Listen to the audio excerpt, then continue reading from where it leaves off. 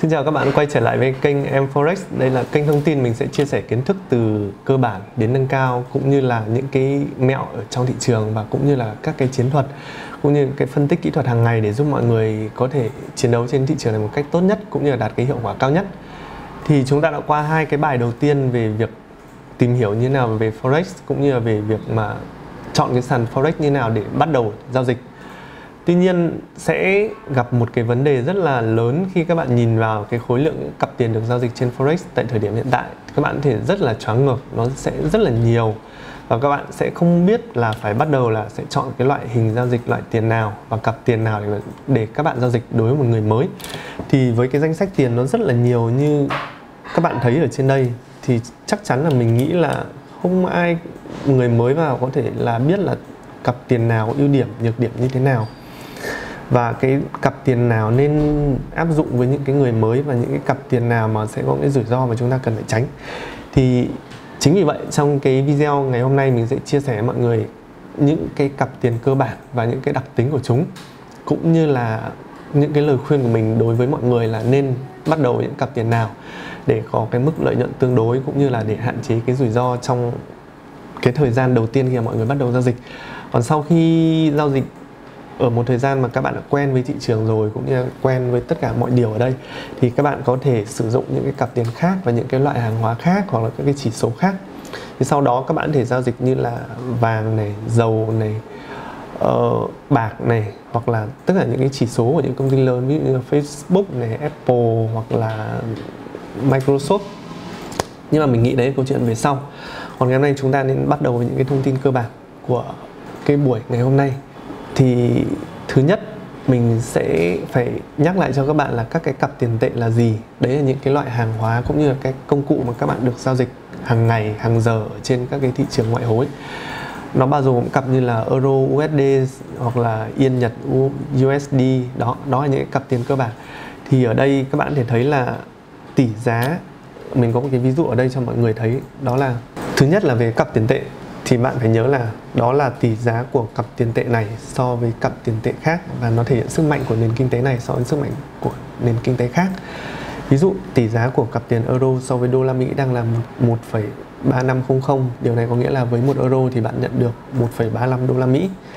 Còn tỷ giá của cặp yên Nhật so với đô la Mỹ là 105,00 yên Nhật. Điều này nghĩa là với 1 đô la Mỹ bạn sẽ có thể nhận được 105 yên Nhật. Trong trường hợp này, đồng euro so với đồng đô la Mỹ là một cặp tiền tệ, và đồng đô la Mỹ so với đồng yên Nhật là một cặp tiền tệ khác. Cứ hai loại tiền đứng với nhau thì nó sẽ tạo thành một cặp tiền tệ, hoặc là một loại hàng hóa nó đứng với một đơn vị tiền tệ nó sẽ được tạo thành một cặp tiền tệ. Ví dụ vàng USD hoặc là bạc trên USD. Đó là cái về cái loại hàng hóa. Còn cái vấn đề thứ hai mà mọi người cần phải lưu ý, đó là phân biệt giữa hai loại cặp tiền tệ chính, đó là cặp tiền tệ chính và những cặp tiền tệ chéo. Thì cái mẹo đơn giản nhất để các bạn phân biệt cặp tiền tệ chính đấy là những cái cặp tiền mà nó có đồng USD tham gia vào trong cặp tiền đó. Nó có thể đứng trước hoặc đứng sau, nhưng mà nó phải có đồng USD tham gia trong cặp tiền đó, thì đó là những cặp tiền tệ chính. Ví dụ như đây là Euro USD, hoặc là bảng Anh USD, và đô la Mỹ trên yên Nhật, đô la Mỹ trên đồng franc Thụy Sĩ, đô la Mỹ trên đồng đô la Canada, đô la Úc trên đồng đô la Mỹ, và đô la New Zealand trên đồng đô la Mỹ. Đó là những cặp tiền tệ chính. Ngoài ra, đối với những cặp tiền tệ chính thì nó sẽ có cả những cái cặp tiền tệ mà như chúng ta sẽ gọi là cặp tiền tệ chéo. Tiền tệ chéo tức là nó không có cái sự tham gia của đồng USD trong cái cặp tiền tệ được list lên trên sàn. Thì đây các bạn có thể thấy là đối với cặp nó có euro này, tiền yên này, tiền bảng, tiền Canada, tiền Úc và tiền New Zealand.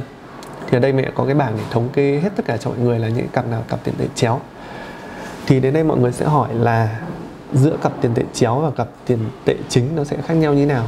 Thì cặp tiền tệ chính mình nghĩ là sẽ phù hợp với những người mới hơn, bởi vì cái biên độ dao động của nó vừa phải, và cái biên độ dao động của giá nó không có chạy lộn xộn như cặp tiền tệ chéo. Thì bạn chỉ cần, đối với cặp chính thì bạn chỉ cần quan tâm đến cái sức mạnh của đồng đô la thôi là bạn có thể bớt đi một phần gánh nặng rồi, và bạn có thể đánh giá được cái cặp tiền tệ nó dễ hơn.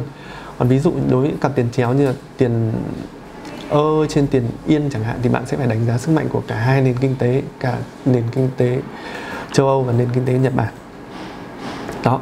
Nghe có phải rất là đơn giản, nhưng mà đến lúc về sau bạn sẽ thấy những cái cặp tiền tệ chéo giá nó sẽ chạy rất là kinh khủng, và nó sẽ ảnh hưởng rất nhiều đến cái việc mà bạn chốt lời cũng như là bạn dừng lỗ rất là nhiều.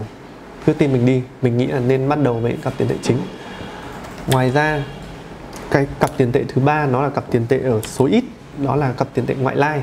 Với những cặp tiền tệ mà cái mức độ thanh khoản của nó rất là thấp, nhưng mà ngược lại cái mức độ biến động nó rất là cao, nó khá là cao, nhưng cái thanh khoản của nó rất là thấp, thì cái cặp này mình nghĩ là lúc mới đầu mọi người có thể cho biết thôi, chứ còn để giao dịch trên cái cặp này mình nghĩ đây chưa phải thời điểm thích hợp. Có thể về sau mọi người sẽ giao dịch những thời điểm thích hợp hơn. Sau khi mọi người đã biết được về ba cái loại cặp tiền tệ, đó là cặp chính, cặp chéo và cặp ngoại lai, thì mình sẽ chỉ cho mọi người là 4 cái cặp mà những cái người mới nên giao dịch. Đó là những cặp như sau. Những cặp mọi người nên giao dịch đó là euro trên USD, đồng bảng trên đồng đô la Mỹ trên đồng yên Nhật, và đồng đô la Úc trên đồng đô la Mỹ. Tại sao những cái đồng này mình khuyên mọi người giao dịch? Thứ nhất là bởi vì cái mức độ thanh khoản vốn hóa thị trường nó rất là lớn, đồng nghĩa với việc là bạn giao dịch những cặp này thì cái lệnh của bạn sẽ được khớp lệnh rất là nhanh, và cái mức độ trượt giá của bạn sẽ rất là thấp.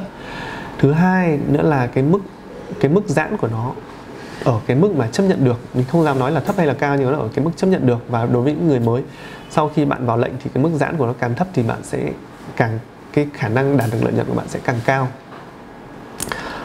Trên đô này, bảng trên đô này, đô trên tiền Nhật này, và tiền Úc trên tiền đô. Đó là 4 cái cặp mình khuyên mọi người nên giao dịch.